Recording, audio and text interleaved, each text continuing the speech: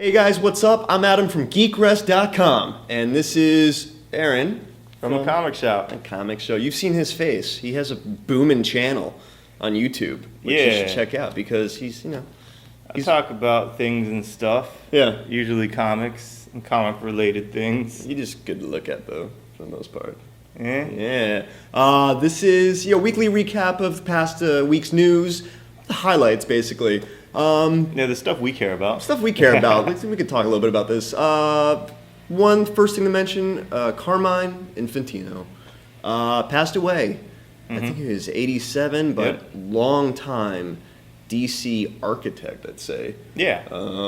He was the man of just a huge part of the Silver Age. Yeah. The creation of the Silver Age. Basically started with the Flash. He ushered that in. I actually spent a day with him when I worked at the Warner Brothers Studio store in St. Louis. I was like his gopher. I was like his point man. That's cool. I have pictures of me with him, and I look so ecstatic. It was like my best day at work ever at the Warner Brothers Studio store. But wow, I didn't know that. Yeah, well, initially I worked there just to get the discount, but that was cool. Hanging out with him. He was just the sweetest, wittiest, funniest guy, and I asked him what his favorite creation was that he created, and he said Detective Chimp. That's awesome. Yeah. He started as an artist with DC. He was hired by Julius Schwartz, who he spearheaded most of the Silver Age stuff. And it started with the Flash, Barry Allen, with the modern retelling that led to the Green Lantern. They started, and he created Elongated Man because he didn't know that DC was purchasing Plastic Man or something. That's bad. But it was fun. His career was wonderful, and he was a stand-up guy that up into the end at cons. Great guy. You probably want to have the frequency of retcons, if not for his first step of He definitely started the dominoes going as far 52. Yeah, and then Marvel started putting out team books. They started following DC's lead because of big architect. Well, the Silver Age, obviously, in retrospect, saved comics. Yeah. It recreated things for a new generation, and that's continued. Yeah. Also got it stuck in the mud a little bit for a couple of years with DC, but, just with the they were competition. Stuck before the Silver Age. True. But, it was gold for a reason. And another big DC announcement that came out last week, well, more details, I'd say, on Trinity War.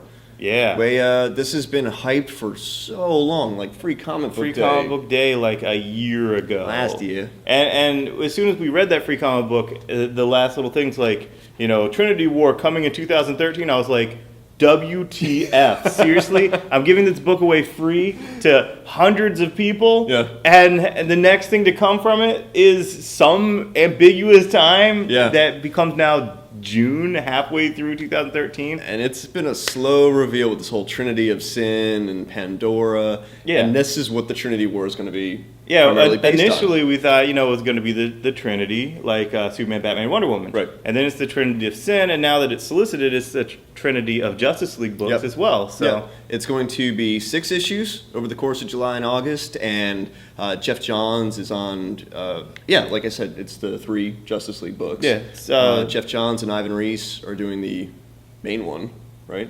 Justice League. Yeah. And then, I got written down, Jeff Johns, Jeff Lemire, Justice League of America. Nice. Which is awesome. And then Lemire again on Justice League Dark. They're keeping the same creative team for that. But this is... and then you got Lemire on Green Arrow and Constantine, which is Justice League of America and Justice League Dark. Right. And this is like the first time in the New 52 that there's like an actual big crossover. Not just a crossover of this character's house, or Green Lantern house, or Batman's house, or Superman's house.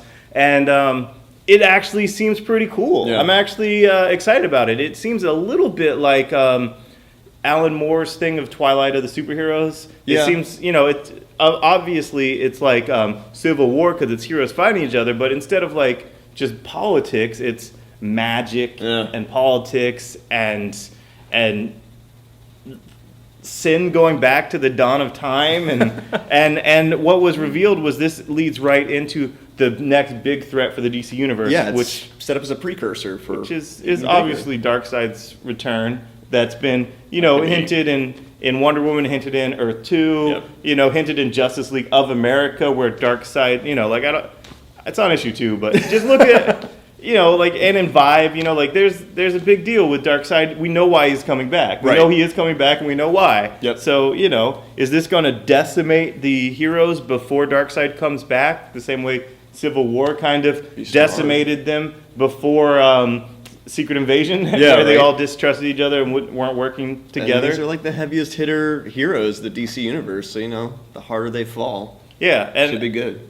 I want to see this in the New 52. This is something that's like, let's get this going. And I have all the faith in the world of Jeff Lemire and Jeff Johns. Jeff Johns always. Yeah. I'm excited. I do get the people like another crossover and another heroes fighting each other, but. It's not necessarily heroes fighting each other because John Constantine's an asshole. Yeah. It just depends on what day it is and what its mood is, whether he's a hero or a villain. And it's really up to you. I love the guy, but, are his motives pure? Not always. Not always. So. There's plenty of people I love to hate and hate to love, so that's Constantine. And then DC Comics made the big reveal. Yeah. Carrie Kelley. The big WTF. Is joining the New 52 universe. Yeah, and don't freak out. Don't freak out.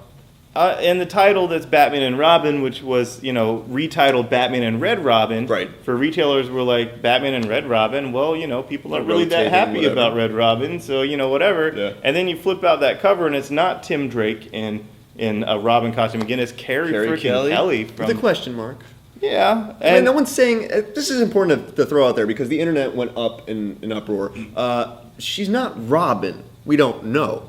So don't start jumping into the... Well, isn't she wearing the costume? She's wearing the costume, but they also do a solicitation where it's a costume party. And the bigger news is the character's in the New 52. This is Frank Miller's character. This is from Dark Knight Returns. And it's probably one of his best contributions to the Dark Knight mythology. Yeah, you got the year 1 and you got the Returns. Right. Yeah. But this is like that's from the future, and how is she in the present? I understand there's been a reboot, a New 52, and you can blame Pandora or whatever, but it's just weird. And is she really the same Carrie Kelley, or is it some alternate name for Harper Rose Witness Protection Program? Or we don't know. All I know is that I'm going to have to limit it to 1 copy per customer, and I'm sold out. Excited. As soon as it gets out of the box, I'm going to read it instantly because I have all kinds of questions and all kinds of curiosity, and Tomasi has been kicking ass on everything he's done. Tomasi's a great Batman writer. Yeah, I love Tomasi on Batman. The best thing about Tomasi is that he was an editor before he was a writer, so he knows how to handle these editors. Right. And his Green Lantern Corps has been awesome, and his Batman and Robin has been awesome, and I want to see him.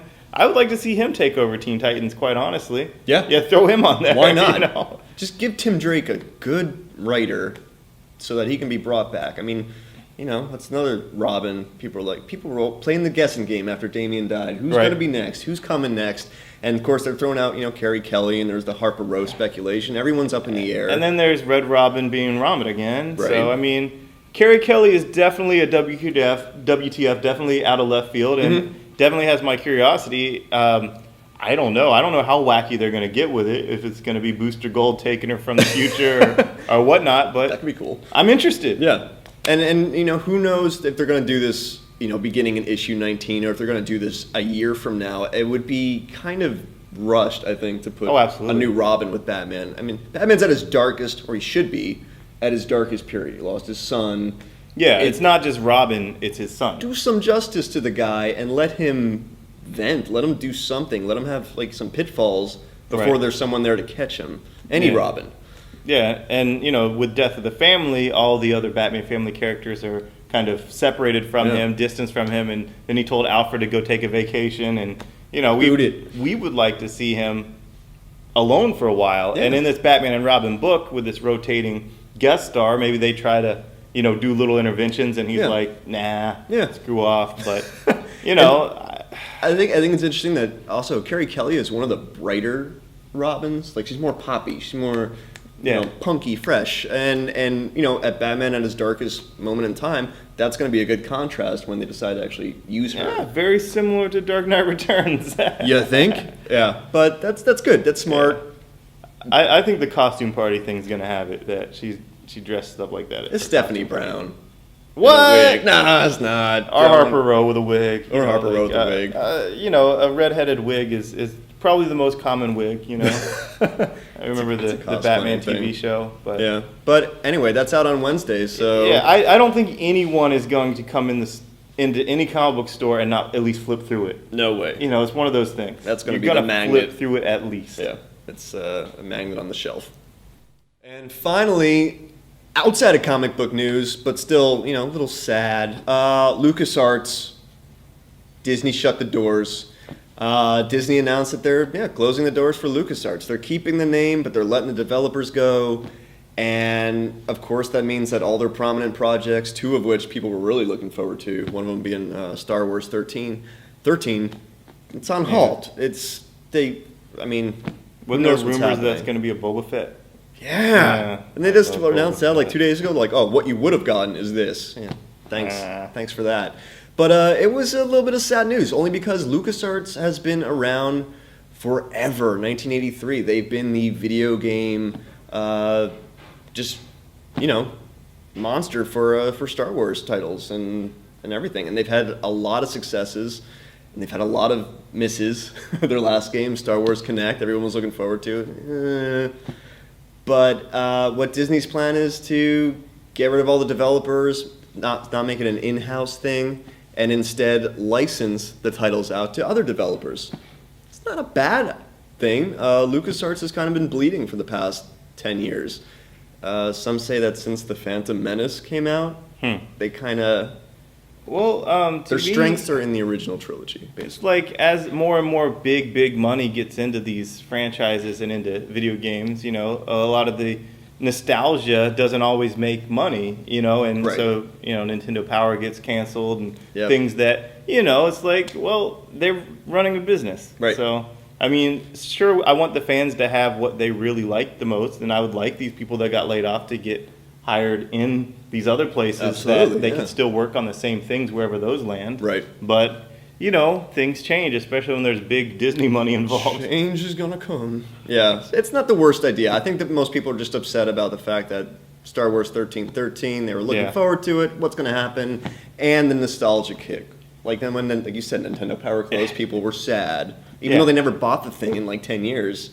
They grew up with it. They know the culture. So. Right. And if this announcement, or if there's an announcement down the road that's like, oh, Dark Horse is no longer going to publish Star Wars and it's going to Marvel or whatever, that would make more business sense maybe because Marvel is also owned by Disney and they produce comics, but I would be sad. I would be upset because I know that the editors and the publisher at Dark Horse knows Star Wars inside and out and has built the comic book empire for Star Wars. Yep. And I would want it to stay there. Yeah. And,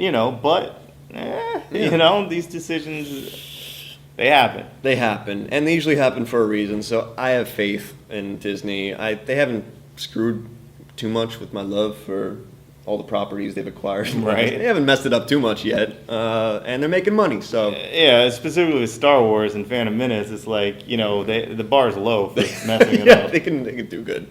They could do better. And that's pretty much it as far as the highlights we want to talk about. There's a lot more news you can check out online. He's talking about it. I'm talking about it.